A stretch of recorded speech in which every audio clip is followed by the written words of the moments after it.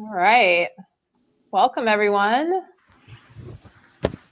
Joining us today, we are doing straight up finances, even if they are on the rocks. And I'd like to welcome Kyle Zimmerman and Mia Love. And I'm Melinda Maddox with Old Elk Distillery. And we are doing this live with Lush Life and PDX Portland Cocktail Week. So finances, it's a huge sort of like quiet subject, right? Nobody wants to talk about them.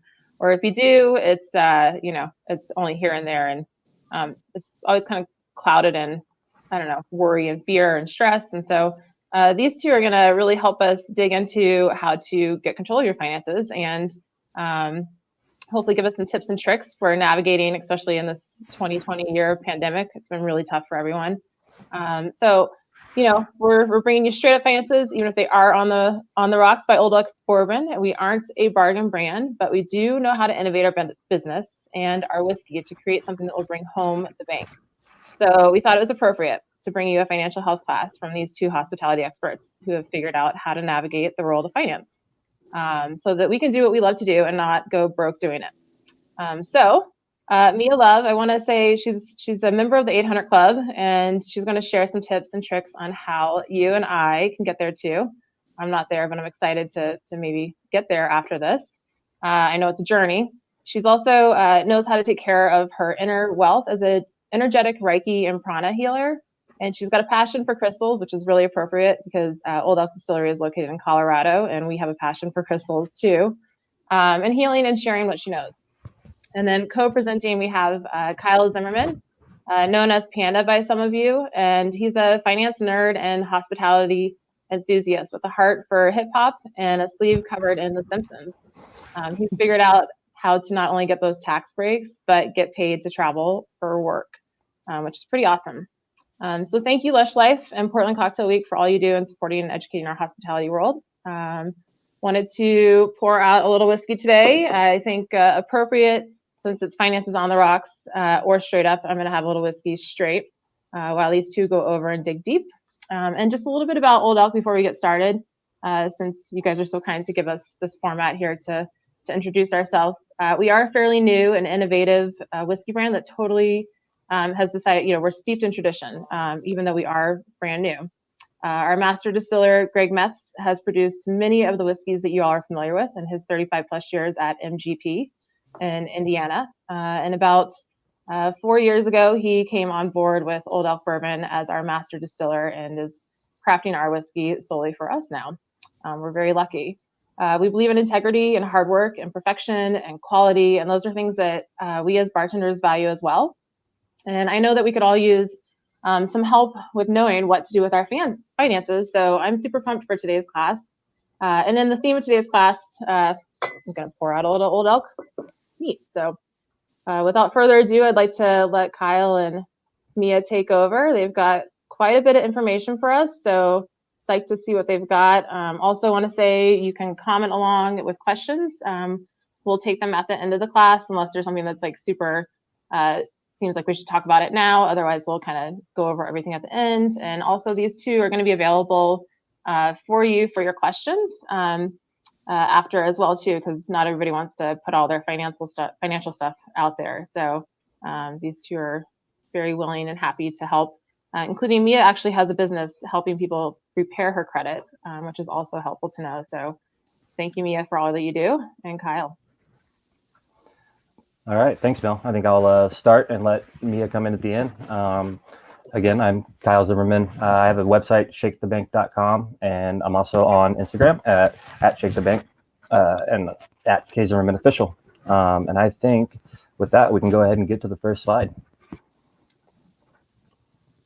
So we titled this "Straight Up Finances, Even If They're on the Rocks." 2020 has been an incredibly difficult year, not only for our industry, but other industries as well. And I think, at this point, a lot of us who either weren't financially prepared or weren't where they wanted to be when this hit could be, in a place right now where it's time to get everything situated and get back on track. Hopefully as things start to move along and we're able to get back to work at the places we were.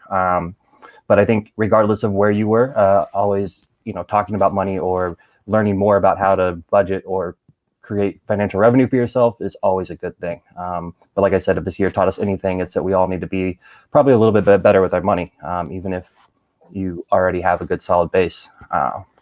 We can go to the first slide. What is an expense? It's the cost required for something, the money spent on something. For me, I think when I look at budgeting or I look at financial things, the easiest way, and what I've put into this presentation, is to always break it down to the most minimal thing possible. It can seem overwhelming, and there can be a lot of confusion or just commotion when it comes to finances and stuff like that. But I think if you break it down to its purest form, you'll see that it's not as scary and it's very easily obtainable. And we can go ahead and talk about the types of expenses. So when you break down that word expense, it's what something costs or what you have to spend on it. But there's also 4 types of expenses that are commonly used: fixed, periodic, variable, and discretionary. The next slide will talk about what a fixed expense is. So this is the most common expense and the one that's the most important. This is any expense that does not change from month to month. This is going to be your mortgage, your rent, your insurance, your car payment, your cell phone, as you can see up there. These are things that pretty much we have to have. There's no getting around them. And experts say that you should keep these at like 50% to 60% of your monthly income. But these are also things that if it's a little higher, there's other things you can do around that, because these are things that fixed expenses are ones that you just can't get around. You have to have these in order to continue life and continue making money. We can move to the next. Periodic expenses, costs which occur on a irregular basis, but can be accounted for. So these are things that also are payments that have to happen. They're not fun, but they have to, whether it be quarterly tax payments, automobile maintenance, oil changes, repairs, whatever, things that need to be factored into your budget to make sure that you have it when they come up, because they're going to come up. It's just a matter of when. Some of these you can plan for and schedule for, not all of them, but it's nice to have a little base with the money. Holiday spending, that's right at the corner. And then car insurance falls in this category if it's on a multi-month policy. You can do, your 6 months out and pay all of it up front. Some companies will give you a little bit of discount for that. But it is something you need to be aware that's going to happen, because in 6 months when they go to auto draft that payment, you're going to want to make sure that you have the money in your account to cover that, because that also leads to other problems that then can affect other expenses. Go to the next. Variable expenses. These are expenses that can change depending on your use of products and service, but they can also be unpredictable.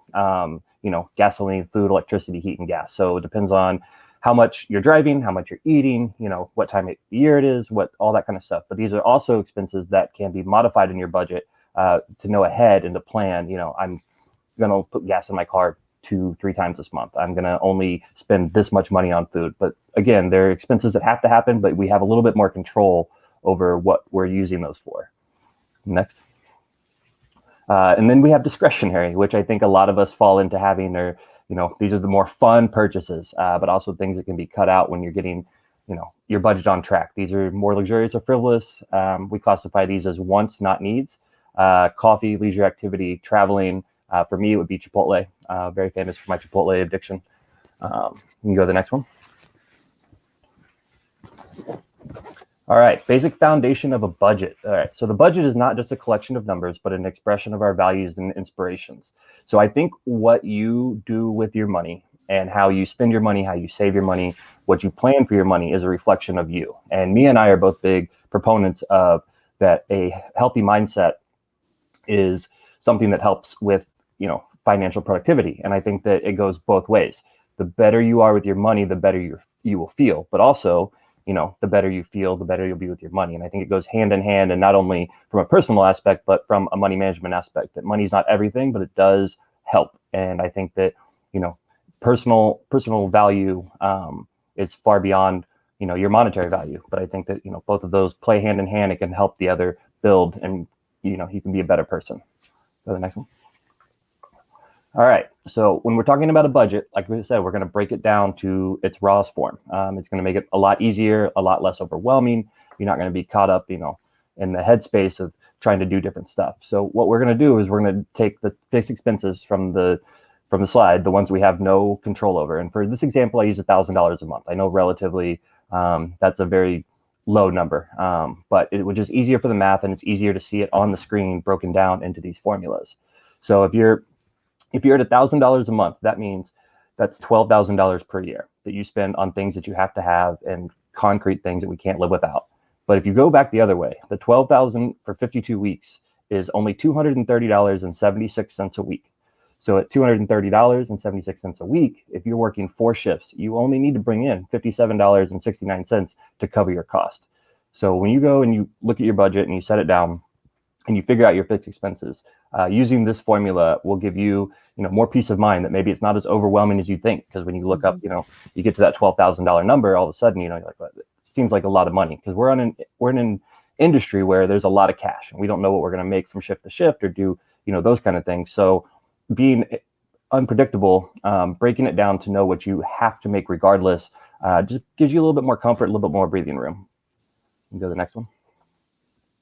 All right. Once we get our budget set up, would like everybody to kind of have an emergency fund, because Murphy's Law says that if it's going to happen, something's going to happen when you start to better yourself. It's just the way of the world. And I want to make sure that everybody's prepared for that. So for me, the $1,000 to start, that'll cover any medical expenses, car stuff that'll come up. And then eventually, we should get to 3 to 6 months of covered expenses, just, to have in the bank in case something goes wrong, in case 2020 happens, or, it's just have it as a backup plan. But breaking that down to a raw form it's only saving $125 a month, to $28.84 a week, or $721 per shift over 2 years. So if you just think about it and you get down with your shift and you take the change or the couple dollars, in a $5 and throw it into an account or into an envelope or something and keep it, over time, it's going to build itself up, because we only need to do that 4 times a week for 2 years to have $3,000 in the bank. And it's pretty fun to see it broken down this way.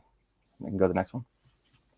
So when you're starting your budget, the easiest way, like I said, the service industry is all cash. We have different 1099s. We have different side gigs. We have, cocktail classes. We have online things, whatever. My recommendation is to track those tips and income for 30 days. That way you have a good base of what you're bringing in. It's not always going to be that way. I mean, obviously, when during normal times, December could be a better month for you because it's the Christmas time, or you could live in a warm area where tourism comes in June. It's not always going to be consistent, but it'll give you a good idea of exactly what you're bringing in as income over those times.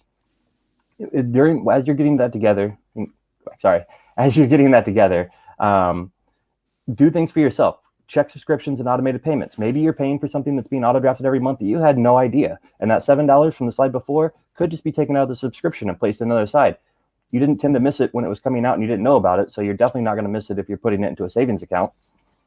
Factor in upcoming events. Do you have weddings? Do you have side gigs? Do you have private stuff, caterings, whatever it is? Make sure you know that coming up front, because when you're building your base, those aren't always going to be there. And you want to make sure that when you're accounting for your money, you're also accounting for the extra money that's coming in. And just create a plan. I think going into it with any kind of formula, plan, and knowing what you're doing instead of doing it on a whim is going to be best. So you get 30 days to search the internet, contact Mia, contact myself, whatever you need to do to build that plan. And I think once you get to that 30-day mark, you'll be ready to take it more heads on than just, waking up one night saying, oh man, I don't know where my money went. I'm going to be better about it tomorrow. I definitely think creating a game plan for yourself is a solid way to go. Next one. Kyle, can I ask you about plans for a second?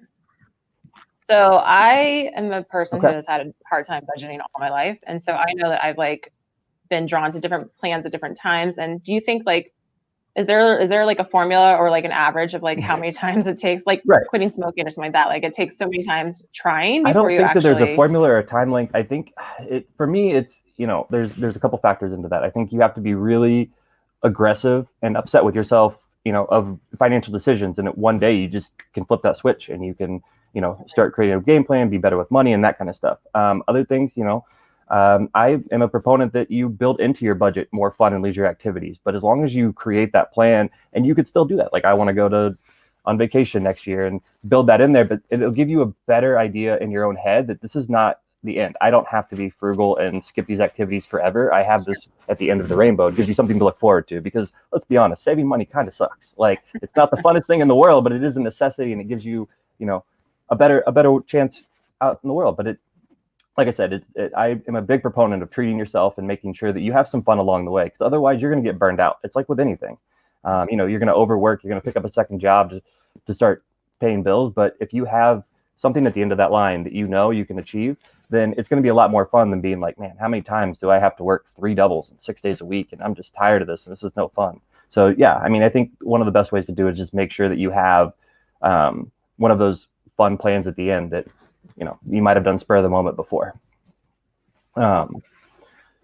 So budgeting styles, there's a few different budgeting styles, and I've broken these down into the way you are as a person. Because I think understanding yourself and your self-value and knowing, you know, how you learn and how you operate, you can break this down the same way as that. It's not cut or dry on how people budget. Like I said, people have different goals, and people are going to put different things in those budgets and treat themselves along the way. So just making something that's unique for you and your game plan, I think will help, and not just taking what it is as the cut. So figure it out what works for you.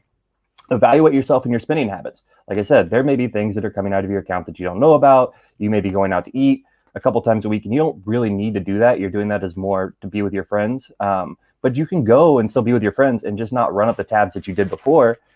Just know what you're doing and how you're spending your money, and just take a look at that account. I know it's not the most fun to get up and open your bank app and see everything that's been deducted from your account, but look at it and go through it, and just, you know, you're going to look at some stuff and be like, I didn't really need to do that. And it's the mental perception that in the future, you don't really have to do that. Make sure you're realistic with yourself too. Like, you know, you grow up or you're around stuff all the time. It's like, you know, everybody says that $1 million mark is like, I want to be a millionaire. I want to be this. I want to be that. We're not all going to be that way. And you don't need that to be happy. You just make sure that you're just real with yourself of what the income is. And somebody, you know, there's a whole movement out there called FIRE, and it's financial independence, retire early. But they know what they need to live on for 10 years and do all this stuff, and they get there as aggressively and as fast as they can. But some people can do that for 400,000. You know, you don't need that big mark. Just make sure you know what's realistic and what's going to work for you, because otherwise it's going to overwhelm you trying to chase a rabbit around. And like I said, know what you're worth. We're all valuable individuals, and we all have a worth that we want to achieve. And at that point, you know, just know what that is to you and what's best. Keep going. So the first budgeting style that I took into account is an envelope system. It's designed for visual learners, works well for overspenders, and not designed for impulsive spenders or those that lack discipline. Basically, the envelope system is what it sounds like. You're going to get envelopes. You're going to take your necessary expenses, and you're going to write them on the front of that envelope. And every time you come home from a shift with cash, you are going to put that cash into that envelope, and it's going to be directed there. You're going to know where every dollar that you bring in is going and what it's going for. Anything left over, you can create other envelopes for vacation funds, paying down student loan debt, whatever that might be. But basically, you're going to have a visual representation in front of you all the time with literal dollars in envelopes saying, this is for this month, this is for this is for that. It's a really good system unless you are impulsive, because, you know, there might be that night where you're sitting around on Amazon and you find this overpriced thing you don't need, but you know you have a bunch of cash laying over there, and, you know, you spend on it. But having the cash laying around, just make sure that you are detail oriented enough to know that I can't spend what's in this envelope. Go to the next one. Starve and stack, starve and stretch. So this one's a fun one. I do a lot of 1099 work, and this is a lot of where I base my game plan on. It's designed for people with side hustles, secondary income, foundational basis for multiple income streams. So starve and stack, starve and stretch is basically you have a gig. You have a main job that pays the bills. That's where that goes. The other incomes are used for your more frivolous purchases, your vacations, your whatever else. But basically, you start with a solid income from a job, and that is dedicated to just that. That's your savings, that's your checking account, that's everything. And you only have the fun time with the side hustles. Whatever you're doing for extra money, that's your fun money. It motivates you not only to go out and earn extra money, but it could also motivate you once you see how hard you're working for that money, that you don't necessarily need to spend your hard-earned dollars on the things you thought before. It's all about the perspective on, you know, I don't need to go pick up 3 extra shifts a week because I don't need to go out to eat all the time. You know, it gives you ways to look at it internally. We can go to the next one. We can go to the next slide. All right. So this is the 50-20-30 rule. This is designed for individuals who need structure, concrete allocation of monetary gain, and be detail and goal oriented. So these numbers, it's just called the 50-20-30 rule. It's not going to be cut and dry for everybody, but you know, it's really good if you're on a salary and you know what you're bringing in every month as a GM or, you know, something like that, and you have a fixed rate. But basically you tell yourself, whatever your fixed expenses are, that's something we can't really fluctuate too much. But whether it's 40 to 70%, we know that's where that's going. But now I'm only going to spend 20% on lifestyle or 30% on saving and investing. So at this point, we know what we have each month, and that's all we're going to spend on that. If my 20% on my lifestyle is gone, then I have to wait till the next month. But I know that I am currently also saving, investing, paying down debt, doing the fixed expenses. But that, you can break it down like a pie chart. Like I said, it's a little more difficult with this one when you're doing a lot of bringing in just cash and different shifts. But if you're somebody that's taking a draw from an ownership portion or a GM and you know what's coming in every month, this one gives you a good sense of the pie as well. Go on. All right, next level, zero sum budget. This is for serious savers, and it's a good goal. But this one is basically set up to where you're paying this month's expense with last month's income. So you have stuff in the bank already from last month. You're a little ahead of the game because in our industry, everything fluctuates. So one month could be better than the other. But if you already know that this month's bills are coming out of last month's income, then you are able to track when you have those gains or losses in cash flow. And it just gives you another 30 days to kind of prepare or figure out what you're going to use the money for, whether it's paying down debt, vacations, whatever else.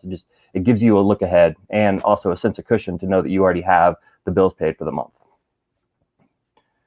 You can go to the next one. All right, cheat code to an extra payment. This one's a fun one. $50 times 4 is $200.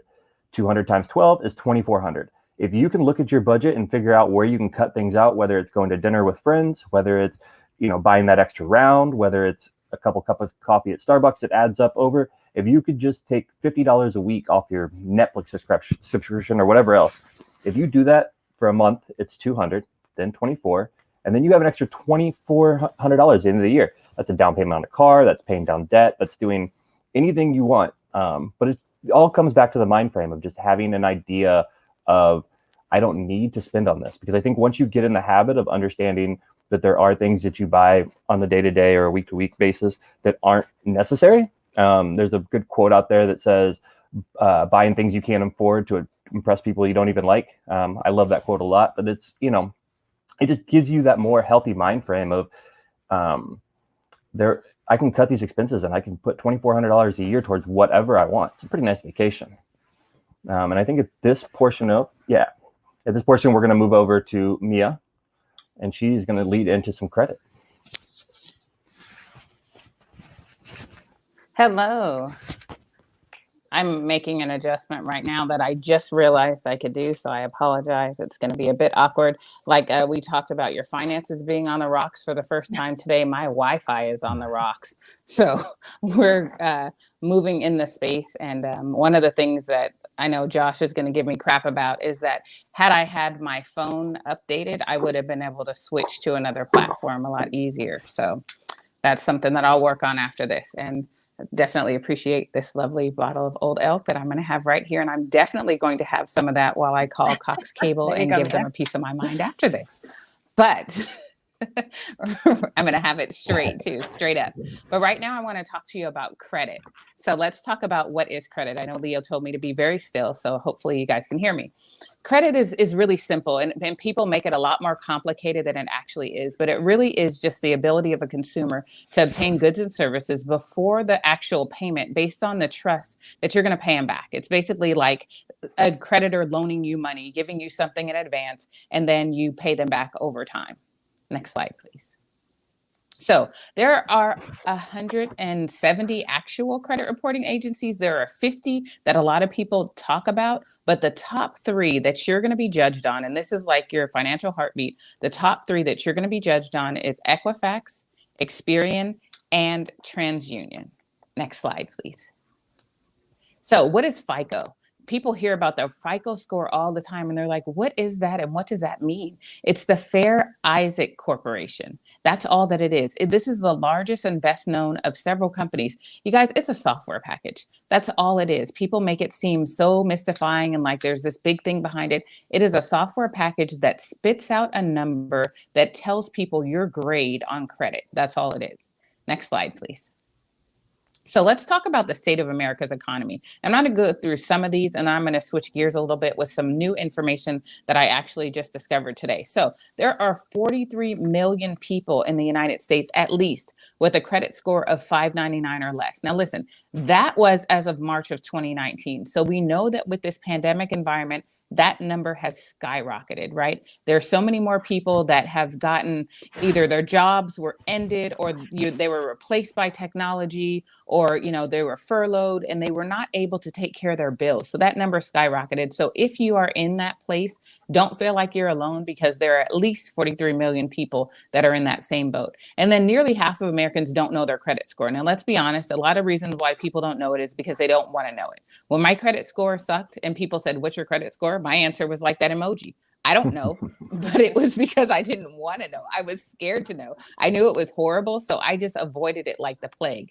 And then the average debt is over $225,000, and most people have less than $500 in savings, if you even have that 500. In this pandemic, I'm sure that $500 is gone because you've had to use it for something. But luckily, Kyle just gave you some tips to be able to create a budget and get that back.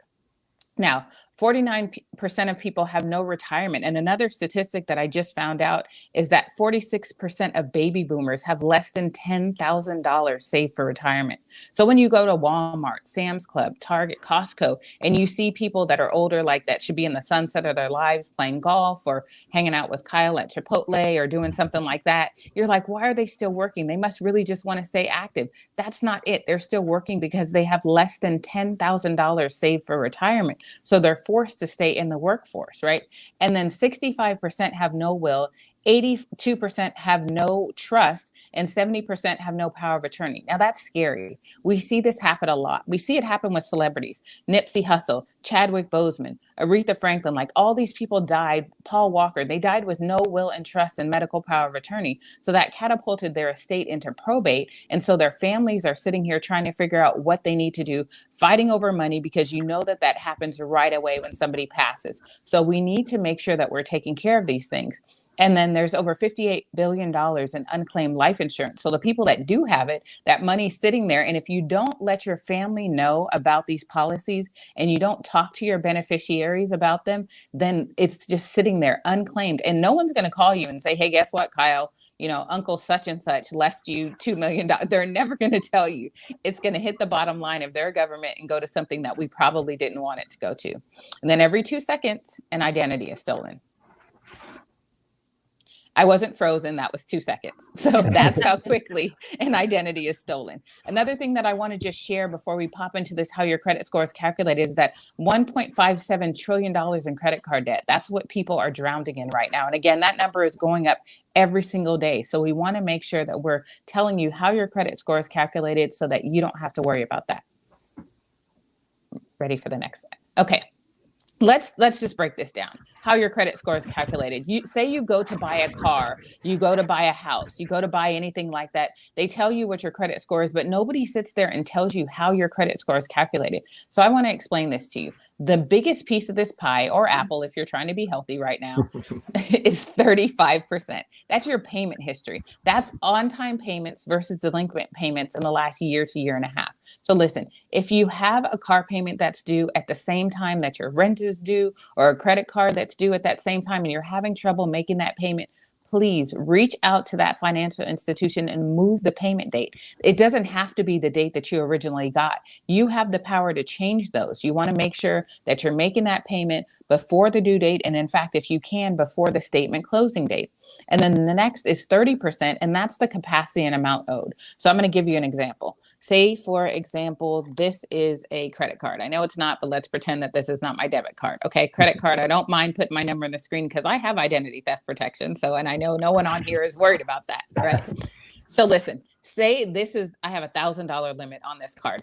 That does not mean that I have $1,000 to spend. Now, when I first started getting credit cards, I thought that was the case. You give me a card with $1,000, I'm headed to the mall. I'm going online. I'm doing everything I can. What you do when you run this up is you raise a red flag with the banks and you let them know that you are living on this and not leveraging it. So they're less inclined to raise your limit. And when you pay it down, they could actually lower your limit because they've got to be able to protect their their investment. So you want to make sure that you keep that below 30%. If you really want to hit that sweet spot, keep it below 10%, like $100 on the cards. Now, you don't want to keep it at zero because you want to show that you're able to have that positive relationship, but make sure that you keep it below 30% on there, because that is a huge portion of what makes up your credit score.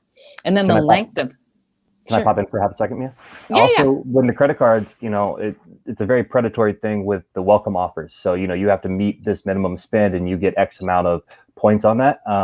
I just would advise people that unless you have the amount of money in the bank to pay that off when you do that, keeping it under 30%. Don't get caught in, them trying to give you whatever on the welcome offer to get X amount of points. Because all they're trying to do is get you to run it up to pay on that APR, which is going to be anywhere from 22 to 30% a month, and then you're going to get in some serious trouble with your interest payments on your cards as well.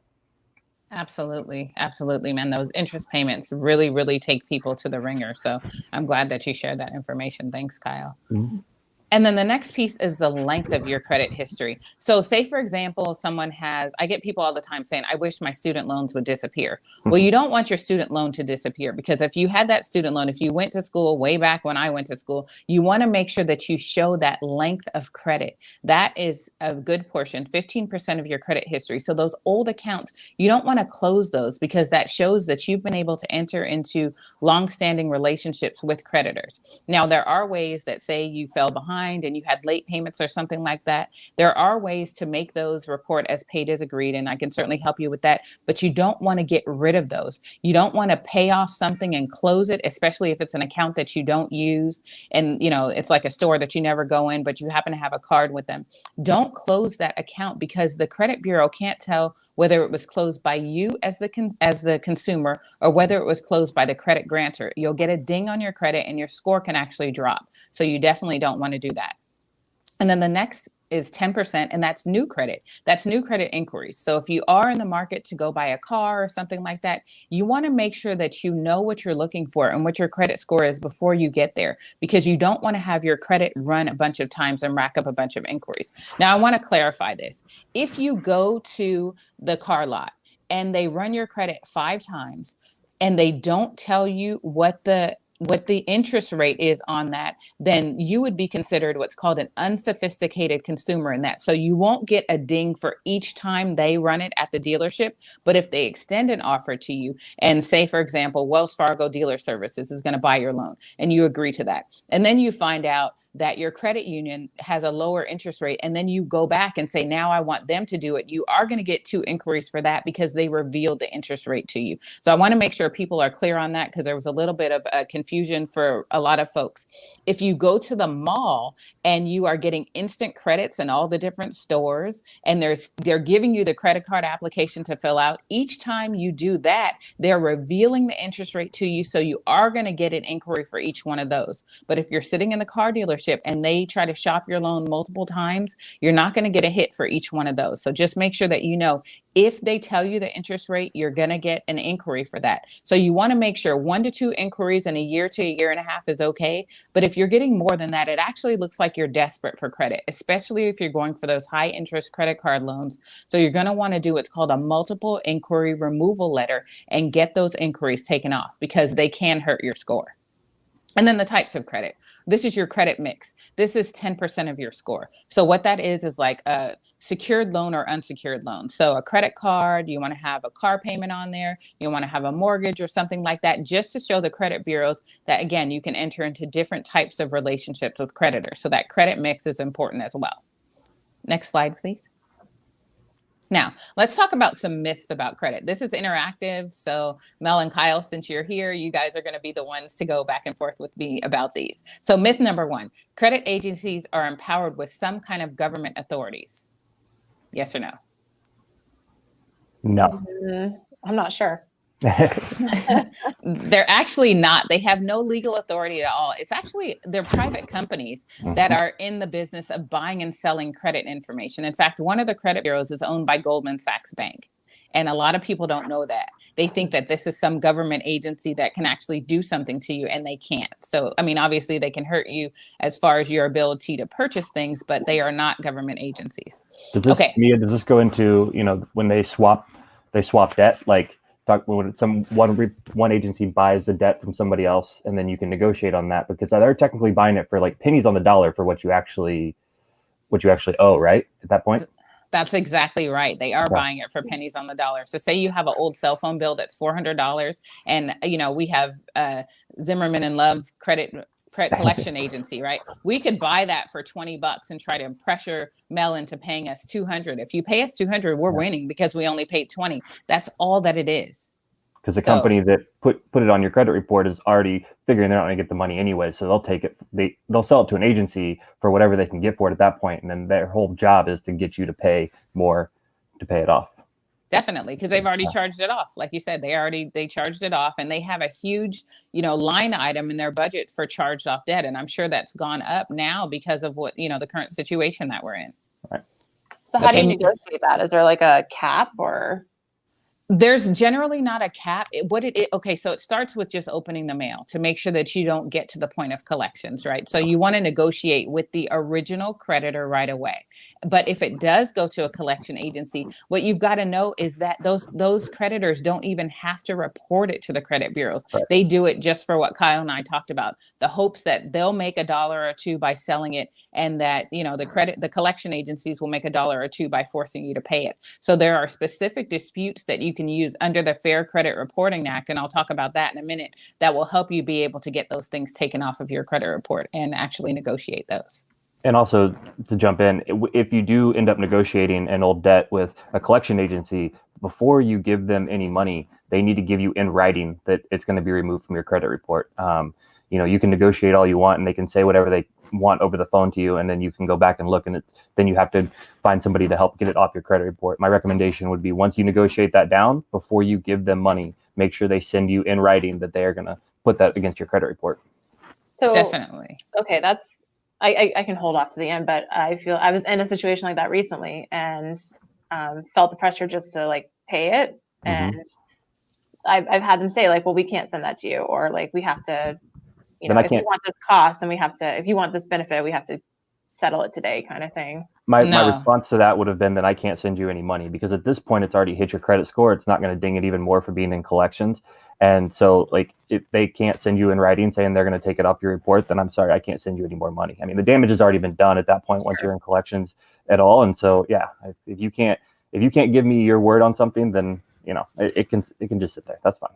So that's just my take on it. Yeah, you're absolutely right. I mean, you don't want to verify any debt over the phone in the first place. If they call you, tell them, please send that to the address that you have in writing, and hang up. You want to get off the phone in under 60 seconds, because you don't want to restart the statute of limitations on any debt that you have. Now, if you do end up negotiating with them on the phone, obviously it's going to be on your credit report, but Kyle's absolutely right. You've got to get a pay for delete letter in advance of you giving them any money. And once you get that pay for delete letter, then you want to go ahead and send that off to them. But if you don't have that, then the conversation is over. Oh my gosh, guys, where were you like 3 months ago? Thank you. No problem at all. Now, credit agencies, this is another myth. Credit agencies are required by law to keep derogatory items on your credit report for 7 to 10 years. True or false? No. I definitely thought that was true. No, they're not even required to report it. There's no law that says that they have to report anything. They're doing it just so that they can keep track of it. But there's nothing that says that it has to be on there for 7 to 10 years. Yeah. They're doing it to hang it over your head as well, to get more money out of you. Oh absolutely. Next slide, please. All right. Myth number 3. The information on your credit report cannot be changed. It's illegal or immoral to have the information on your credit report altered or removed. No, that's false, right? Yeah, totally false. Yeah. 100%. Absolutely. Because of the Fair Credit Reporting Act. They're ingrained that they're not. So. Right. And it's the Fair Credit Reporting Act that was actually passed by Congress way back in 1970. But of course, that's another thing that we weren't taught in schools, right? But it has to be 100% accurate. So for example, my name is Mia Love. If you spell love, L-U-V, like people have before, I'm like, it's not a text, it's my name. But if you spell it wrong, that is not accurate, and that has to be removed from the credit report. Now, that doesn't say that I don't owe the debt. That just says that it has to be removed until it's reported 100% accurate. If your address is wrong or anything like that, that has to be removed. All right, myth number 4, paying a past due debt removes it from your credit report. We just kind of talked about this one. False. Absolutely. I did a whole Yeah. TikTok about this when I was trying to learn how to use TikTok. Oh, Basically, the credit bureaus say thank you, or the collection agencies say thank you. They take your money and they leave it right there. So without that pay for delete, you can absolutely be stuck with that one. they're not going to do any extra work that they don't have to do because it doesn't affect them. It affects you personally. So like I said, make sure it's in writing and make sure they follow through. Go pull your credit report again and make sure that they actually did what they said they were going to do. Definitely. Next slide, please. All right, myth number 5, inquiries are not derogatory and they will not affect your credit standing. We just went over this one, so. Can you speak a little bit on hard pulls versus soft pulls, Mia? Definitely. So when you do a soft pull, and there are a ton of banks that are, well, Surety Bank has a lot of stores that they own, Victoria's Secret, Abercrombie, a lot of those go through there. A soft pull is something where you fill out an application and you only give the last 4 digits of your social security number. And anytime I'm filling out a credit application, I try the soft pull first, because a lot of times they will accept that, and that won't turn into a hard inquiry on your credit report, and it won't affect your score. So when you're filling out something online, put the last 4 in and submit it, because if they accept it and they can do that soft pull, you don't even have to worry about getting that inquiry. It gives enough information that a creditor can grant you credit based on what they get from that soft pull. I love it. Absolutely. Next slide, please. All right, is credit restoration illegal? So we talked about this, right? Congress passed this act. And so what this does is this makes it possible for anything that's inaccurate, erroneous, or obsolete, such as late payments, charge-offs, foreclosures, judgments, repos, bankruptcies, tax liens, collections, short sales, medical bills, and a bunch of other stuff that can be deleted from your credit report. There are over 370 articles in the Fair Credit Reporting Act. So there's a ton of reasons why you can get stuff removed. And the credit bureaus need to respond when you, as the consumer, put in a request for those things to be removed. They have to validate that debt, and they have to let you know why it stays there. And so that's what we help with, helping you go through that dispute process. Next slide, please. So you can restore your credit score. So leverage your legal rights to dispute this information. Basically, like I said, all of those different things on your credit report can be updated. They can be updated to say paid as agreed, even if it is a late payment, because there are ways that you can let them know what the financial hardship was that led to that late payment, and you can have those reversed. You really want to take advantage of all the options that you have to make sure that your financial heartbeat or your credit score reflects the way that you need it to reflect. And we really want people to take advantage of that, especially in these times right now. We're dealing with some crazy things with this pandemic, and people are stressed out about the way that things are going. So this is an easy way for you to put yourself in a better position. Say, for example, you're in an apartment that you can no longer afford because your work situation has changed, but you have some challenges on your credit. We want to make sure that you know that you're able to clean up your credit report and make it so that you're in good standing so that you can move forward with your life. This is not something that you should have held over your head. So you want to really leverage your legal rights to make sure that that's taken care of. Next slide, please.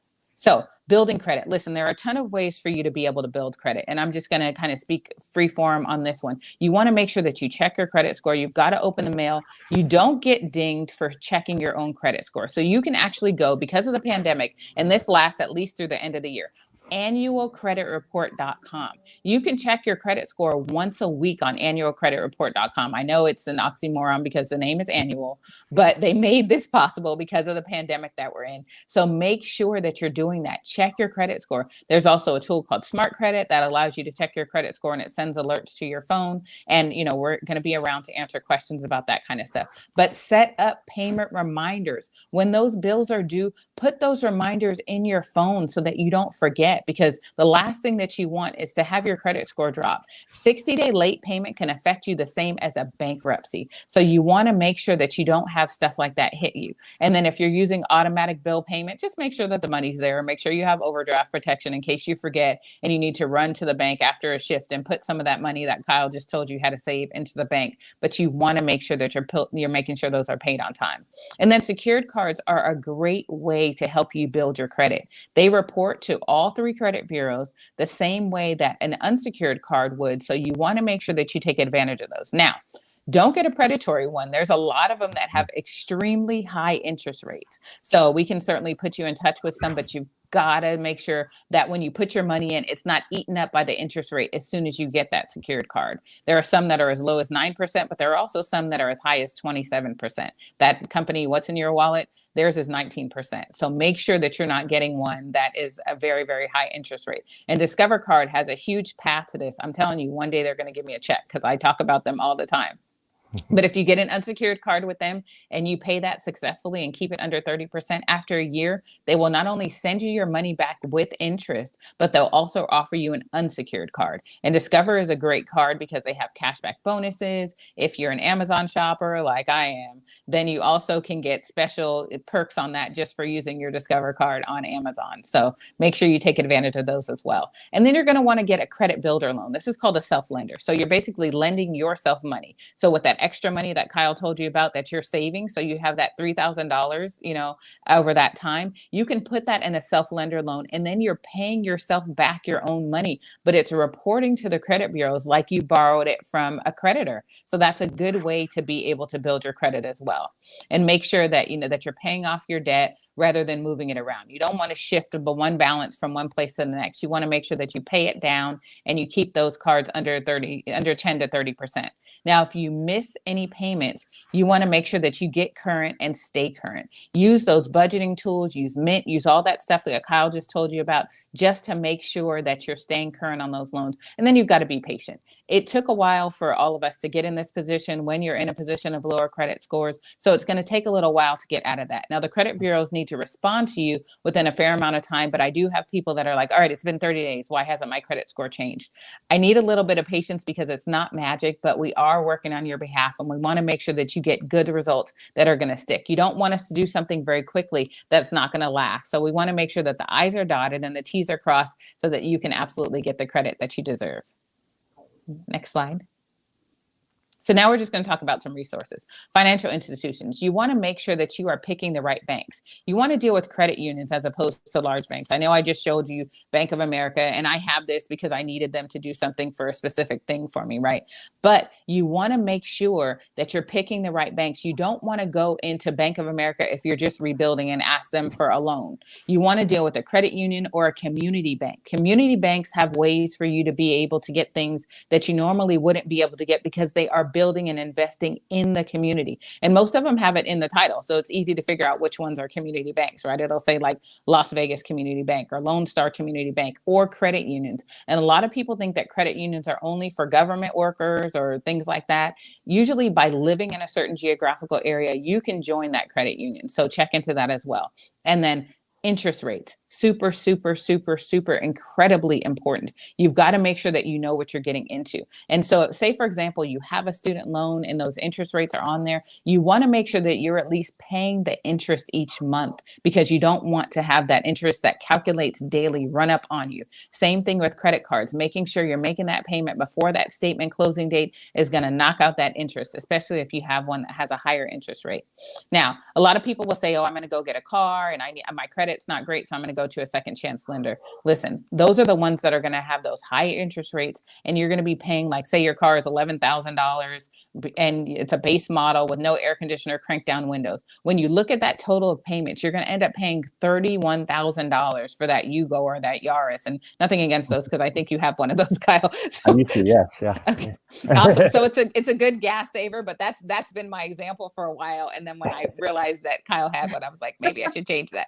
But it's a great gas saver. But what I'm saying is, if you're getting an economy car, make sure that you're paying an economy price for it. Don't pay like a Maybach note on a Yaris. You know what I mean? You want to make sure that the interest rate is good and that you're able to enjoy the benefits of why you selected that vehicle, because it is a good vehicle to get you where you need to go. But you got to make sure that you're getting the right thing. And when someone tells you, oh, come buy here, pay here, you can refinance in a couple of months. Listen, as soon as you drive off the lot, that car depreciates. And you have an example of this, right, Kyle?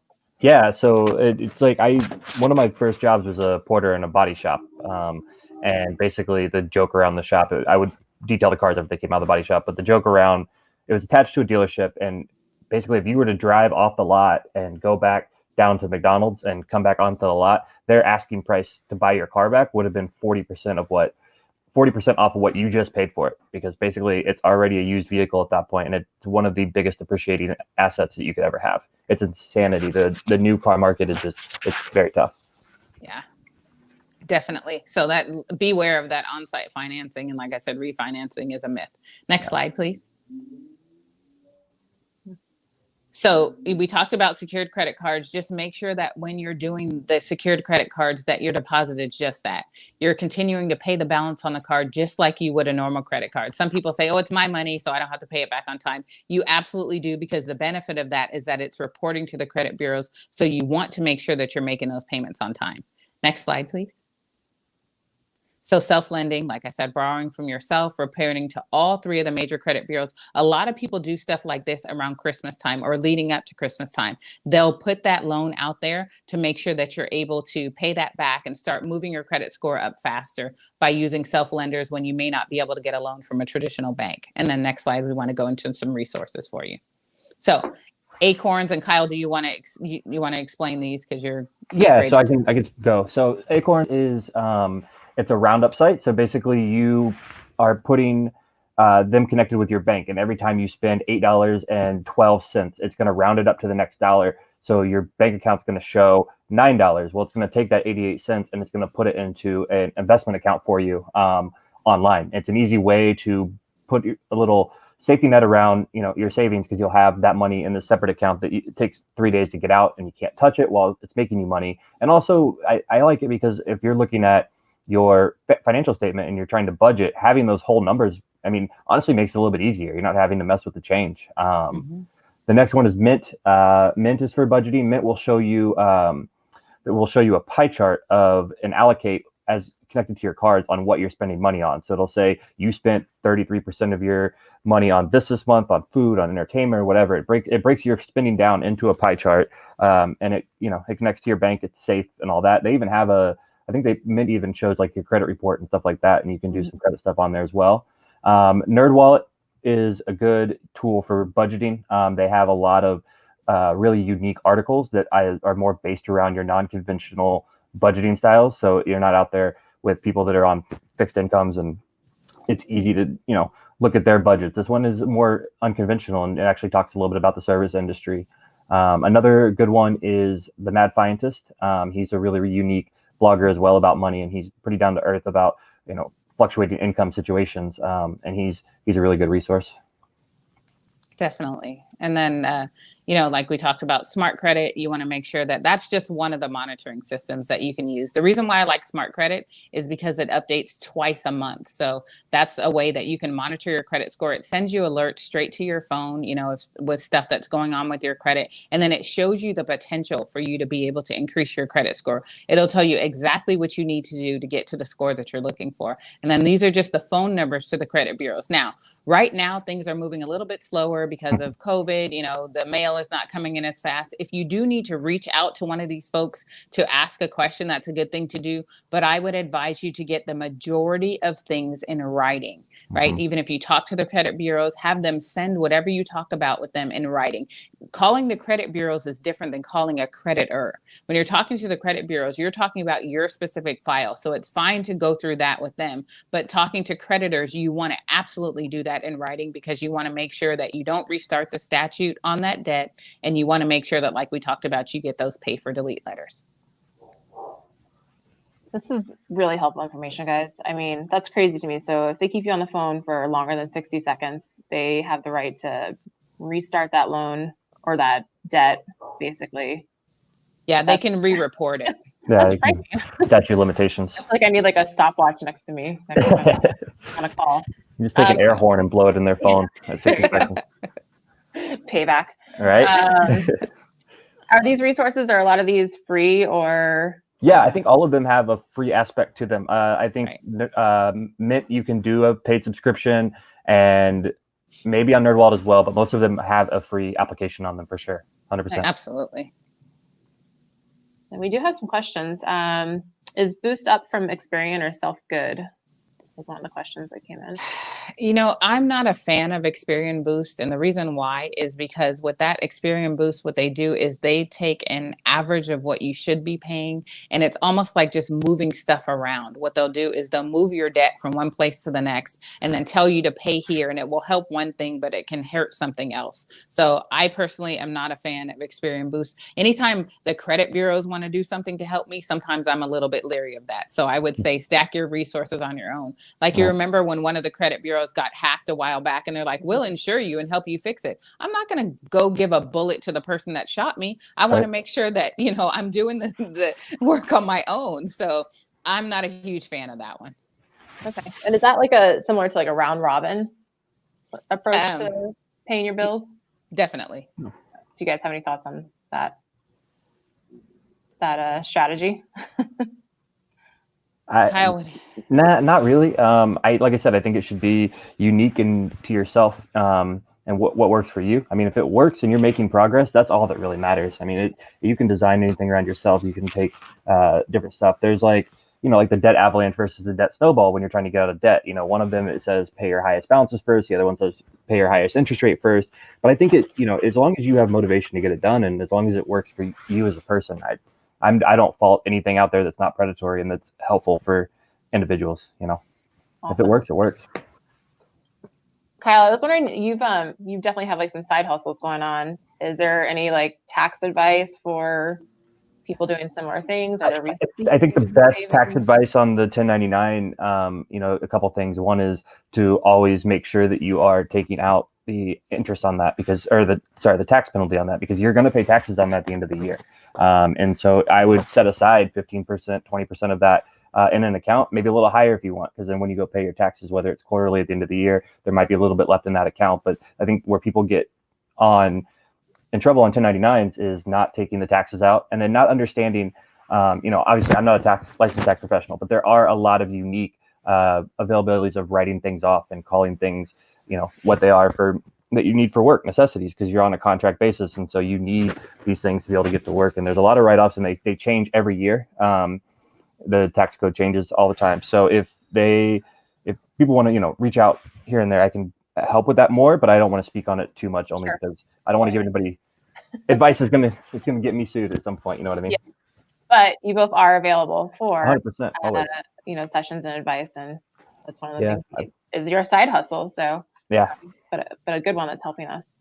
Definitely. And, I have to just put this little piece in there. This is stressful, right? Finances can be overwhelming. It can be stressful. So just so you guys can't see it because of the way my screen is working, but I have my little rock in my hand. This is actually a meteorite that I got from Peru. And I find that dark stones like this or like a black tourmaline or something like that, when you find yourself starting to feel anxious, just get something that you can hold on to. Black stones are protective stones and they help you be able to discharge negative energy, or they help you be able to, they're calming and things like that. So if you're going through your bills, you're setting your budget, put on some nice music, put on a diffuser with some essential oils. And then when you start to feel anxious or you're talking to somebody, grab a stone or something like that makes you feel comfortable and use it to kind of transfer that negative energy from yourself into the stone. And also there are ways to do positive things with stones too. I love citrine. And if you have been in one of my classes, citrine is called a merchant stone. And I give out, small citrines. I can't do that here, but if somebody wants to DM me their address, I'll definitely send you one. But citrine is what people put in their wallet or in their cash register because it attracts money and it attracts wealth. And I could go on about the stones forever, but I just want to let people know that when you're feeling that anxiety and angst, do something, a place to transfer that. Like I said, I like to use black stones. Whatever you want to use works out as well. I'm sure that old elk works as well, but you want to make sure that you're able to balance that, with something else. Yeah, I think I think understanding that when you're looking at money or trying to get out of debt, that it's not as overwhelming as you think it is, and taking a deep breath and breaking it down. I mean, there's so many people in the same situation as you, and when you're looking at it, I want to remind people that there's a lot of people out there that are in the same situation. It's not life ending, and that just looking at it from a realistic perspective, taking a deep breath, using your stones, whatever you need to do to just remind yourself that it's not as bad as it seems, because it can get really heavy and really overwhelming really fast. I think that's some great advice, because I think that's where we, like in the hospitality business, get into this sort of cycle of rewarding ourselves with drinking and eating and 100%. spending money on things that aren't going to necessarily have and you give back to us. Yeah, and then you're at a shift where you make a ton of money and you go treat yourself, and then the next day the government shuts us down. It's so just Right. it's crazy.